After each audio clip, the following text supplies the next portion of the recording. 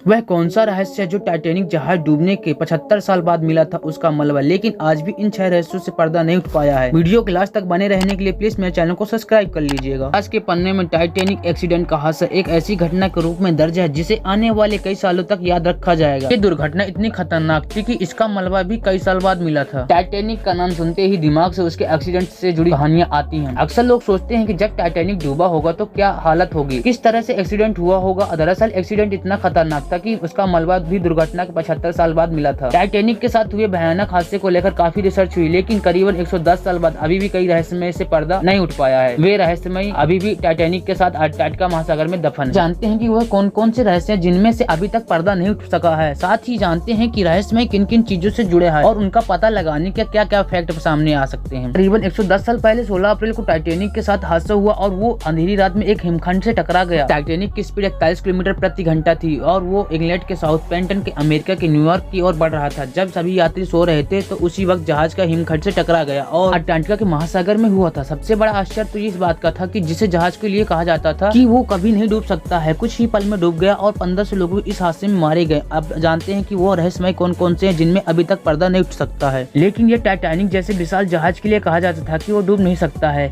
Engineer के लिहाज से देखा जाए तो डिजाइन के आधार पर विकसित पहला जहाज था। इसे खास तरह से बनाया गया था और इससे खास बात ये थी कि पानी के लिए यह खास तरह से अलग कंपार्टमेंट बने थे जिससे एक हिस्से में डूबने पर दूसरे हिस्से पे बचा जा सकता था।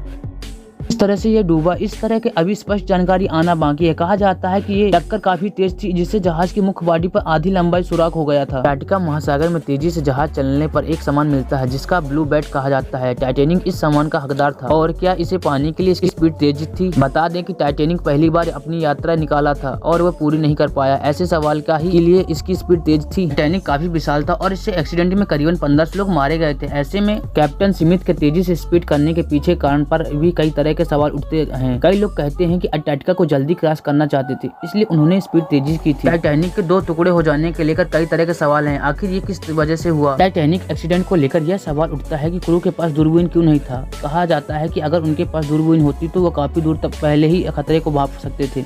इसके अलावा कई रहस्य में जिन्हें लेकर कोई अभी स्पष्ट जवाब नहीं आया है। तो प्लीज मेरे चैनल को सब्सक्राइब कर दीजिएगा। अगर वीडियो पसंद आई हो तो लाइक और कमेंट जरूर करिएगा।